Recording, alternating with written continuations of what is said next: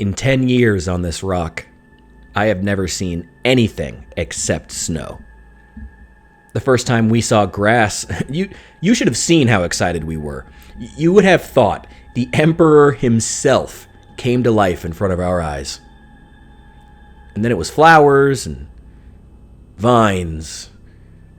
We didn't even realize anything was wrong until they started tunneling into basements, knocking out power, entangling the forge itself. And that was when we realized there was something else below the ground. Something ancient. Something angry. Whew, okay, hope that wasn't too depressing. My name is Rich, the channel is called New Memphis, and today I'm walking you through the making of my beautiful 100% plant-based Necrons, because, you know, I couldn't think of a better name. I am, of course, joined by my best friend. His name is A Glass of White Wine. And take note of the fact that I'm actually going to skip over quite a few details, especially with the basing, just because I went over them in some of my previous videos. But if you want to, you can go back and look at those, and you can take a look at how I got this sort of forest floor texture off of what was previously just, you know, bare plastic. Oh, dropped it there. Yeah. Please feel free to like and subscribe, or don't, I'm not your mother. And let's just get into the painting here, because honestly, that's the interesting part. First, I'll be painting the bases with Vallejo Mahogany Brown, but I'm thinning it with quite a bit of water here, because honestly, I want this paint to last, and there's really no point in having a really, really thick layer of paint over the entire model. The goal is to have a paint that's thin enough to sink into the recesses, but not quite thick enough that it's going to block out the detail on this extremely texturous base. If anything, lean more towards a wash when you're actually mixing this with water. Lean more towards something that is thin, because honestly, we're still going to hit this with a dark wash, we're still going to dry brush a cork brown on at the end, so it's really not a big deal if a little bit of white or a little bit of green shows through. After applying one, sometimes even two very thin layers of brown to the base, I moved on to giving a white wash to any areas that were going to be glowing later on. Take notes here because I actually made a pretty severe mistake. I thought that I could paint these and just apply the wash and not actually paint the raised edges, such as the center of those little glowing dot things on these Necron gun, plasma, whatever they are.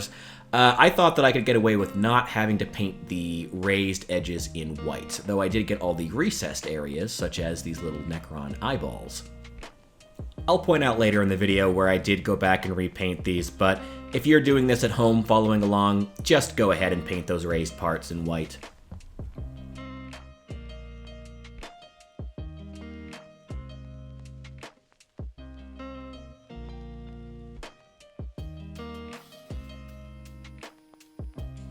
The next step is to paint the actual glowing color, and if you'll remember, on these Necron Warriors, I decided to use Carroburg Crimson, because it's just a red color that's extremely rich, and I really, really like using it.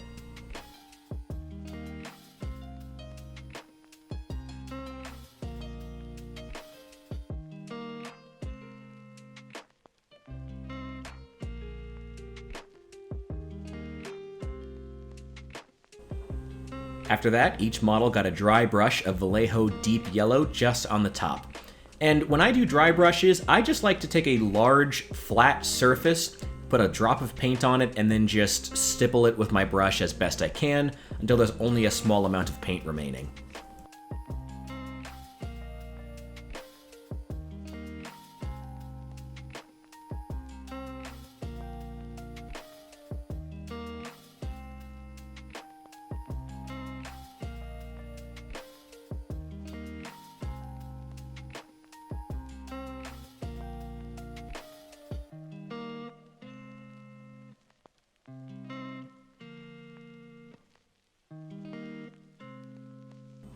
These spindly crawler things were actually one of the big inspirations for this paint job, and one of the reasons that I chose it. I think you'll kind of see what I was going for later, but for right now, I started off just by painting each of these orbs at the top in white. And after the white had finished drying, they got another layer of yellow. This actually doesn't look all that significant, but I promise you can see these all the way across the room. They are very, very bright. I painted just the front-facing half of each orb in white, and then painted this central power orb thing, whatever, also in white. And after that was done, I gave each of the orbs, the smaller ones I mean, a layer of Vallejo clear orange. Now you should probably see what I was going for.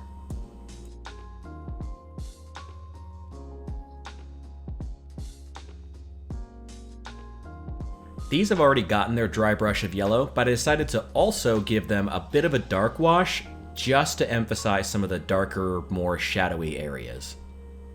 After that, it was finally time to paint the bases, and I started off by painting all the extraneous bits in white.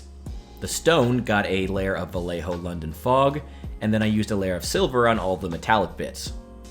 Now, be forewarned, the technique I'm using on these metal bits is one that I've used before to make metal that looks aged, but also vibrant. After their layer of silver, I started off by mixing together about 2/3 matte medium to 1/3 Vallejo saddle brown. And saddle brown is great because it has a really good reddish tint that looks like rust. I painted this across maybe 1/3 to 2/3 of the surface of each metallic piece, kind of trying to vary up the amount of rust that was on each one. Again, I want them to look aged, but still distinctive. I don't want each one to look the same.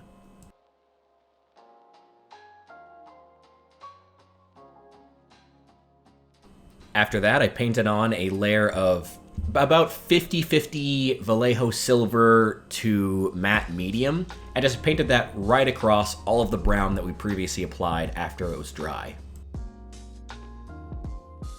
I then broke out the saddle brown again and just touched up a few very small areas across the surface, focusing mainly on tips, like the fingers on these large glove things, and then gave a black wash to the entire surface.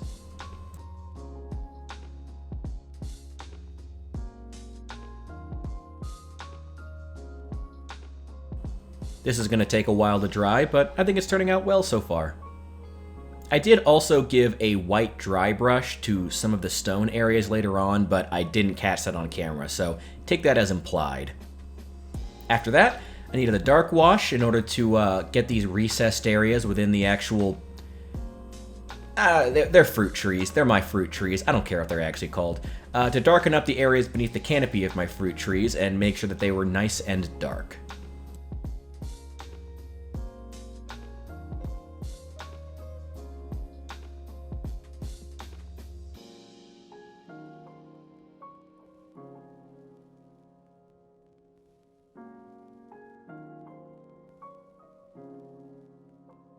Okay, those two are the test models I made in the previous video, and as for the rest of them, I think they're turning out really, really well. I am very happy. I did get up some dark wash on a couple of these just to see how it would look. Obviously, I haven't used my dark wash in a while, so I wanted to make sure everything looked okay. And, yeah, no complaints. Oh god, I am so happy with how these are turning out so far, including that one whose eyeball is hanging out. Alright. Now time to actually start applying the dark wash to the rest of these.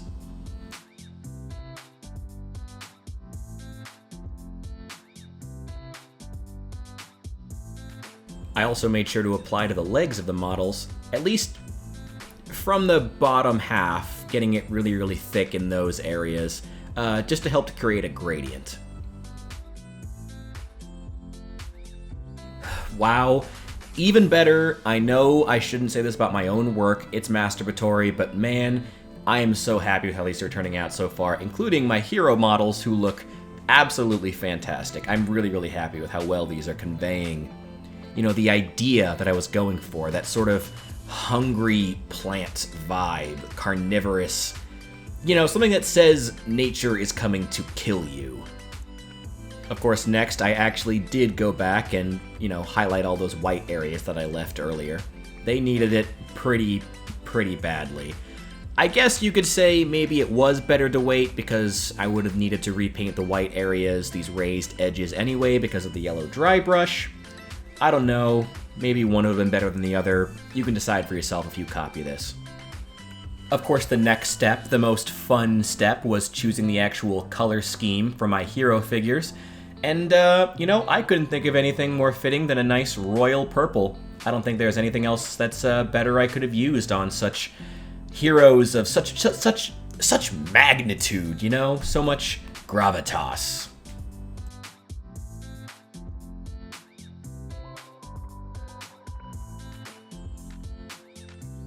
Now, my first instinct when dealing with these sort of large orbs on the back of these models was to maybe buy like a Citadel pink or something like that I could use, but that's not the vibe of this channel. We're all about saving money and using what we have on hand.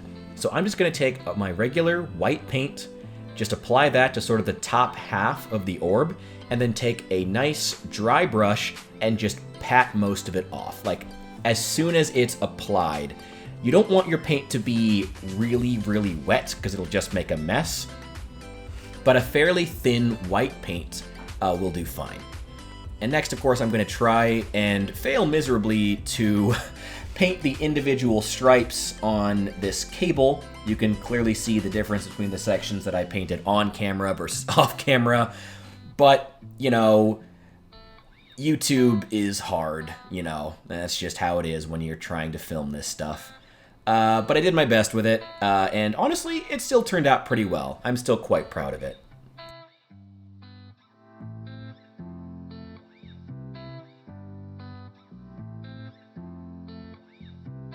And here they are afterward. There's a couple of steps left. They need a dry brush of cork brown on the bases themselves. But overall, I was super happy at this point. They looked great. They looked fantastic. I loved where these models were headed. I thought they...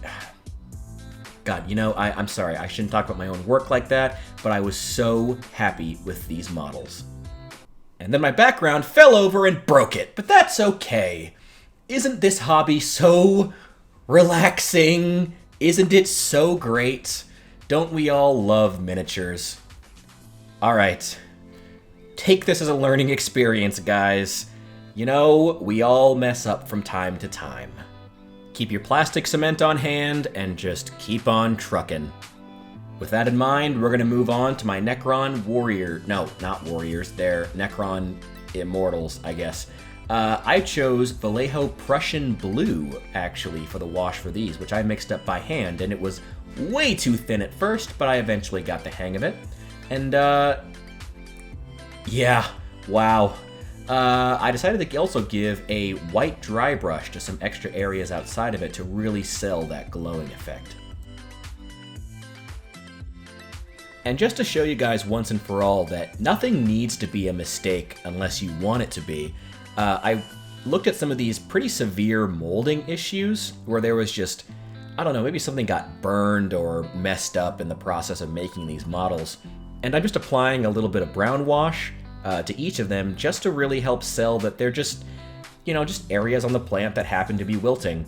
That's all it is.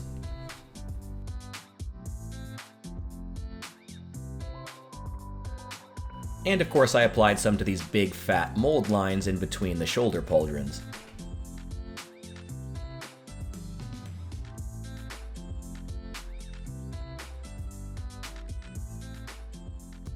And that's all there is.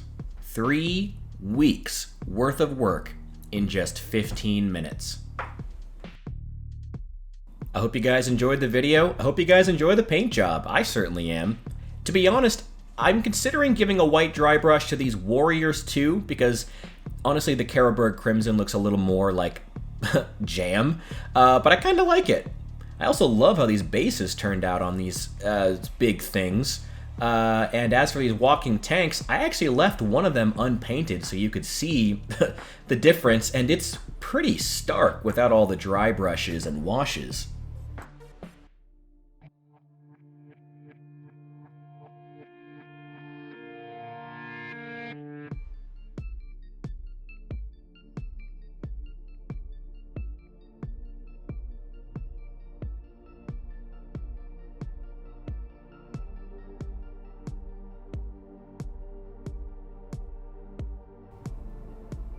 Here they finally are on their shelf, their little forever home where they'll be staying.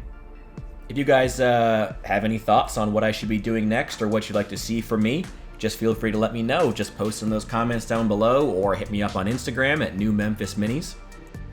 I guess there isn't much more to say other than that, I just hope you guys have a great day. I hope you enjoyed this video, and I hope you learned something from it. Or didn't, I don't know. The plan for next week is to start painting some of my Gene Stealer cult in their insane Halloween-style paint job, so stay tuned for that. And, yeah, I'll see you later.